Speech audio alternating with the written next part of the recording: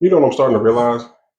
Starting to realize that there really is no such thing as a good man or a good woman.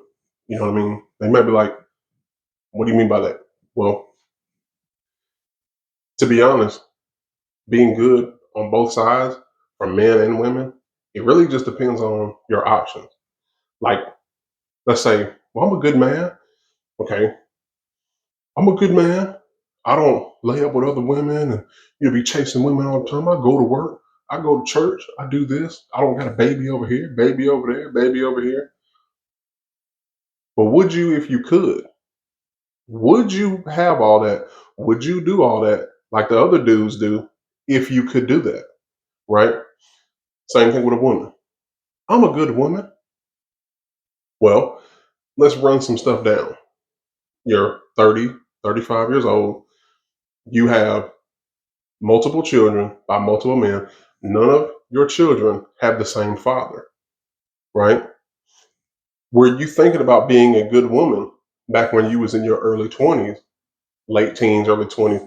Were you thinking about being a good woman, or were you thinking about being a good lay for a man? What was you prioritizing? Right now that you're older, now you may not be old and washed up. Why don't we like to make fun of women? Oh, she's 35. We know that that's not old. Okay, but like I said, what were you doing back then when you was younger, had no children, probably had a low body count? I guess. Was you concerned about being a good woman or a good partner for a man? You probably weren't. So that's the thing.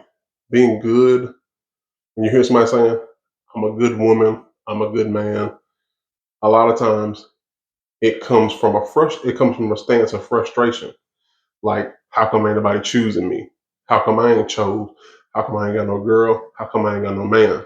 For men, how come I can't get a woman to even be interested to even look at me? For a woman, how come I can't get a man to do anything more than, yeah, maybe take me out to eat, but then after we go out to eat, he's going to want to, you know, do some extracurricular activities. You know what I mean? So when you talk about being a good partner for the opposite sex, is it? That's why I'm asking. Is it better to? I guess it's like, is it better to not have so many options and to be focused on one person, or is it best to, you know, because it's kind of the way I look at it. It's kind of like if you don't have any money, right? You looking at somebody with expensive car, expensive clothes, expensive whatever, and you going, I never waste my money on something like that. Well, you don't have any money to waste. That's like you having $2,000 looking at somebody with a $200,000 car. I wouldn't waste my money on a car. Well, you ain't got the money to get that car no way. But if you got the money to get it and you choose modesty, choose something more effective, now we talking. You know what I mean?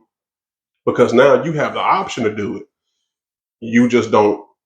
You just know that. Well, okay, I could get this car, but it's maintenance and all this. Let me just get something a little more practical. You know what I mean?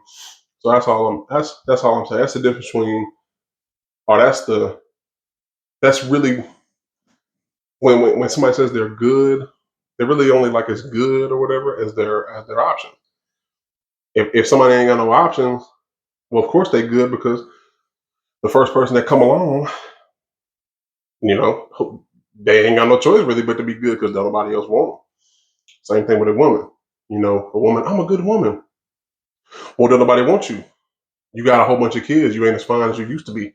So of course you good because now you've learned what they call act right. You're acting. You've learned from your mistakes. But it seemed like it's too late. So I don't know. I just kind of wanted to get that thought. Make a little quick video. Get my thoughts out there. Want to know what y'all think? Leave me a comment, like, subscribe, and do all that mess. I'll see you on the next one.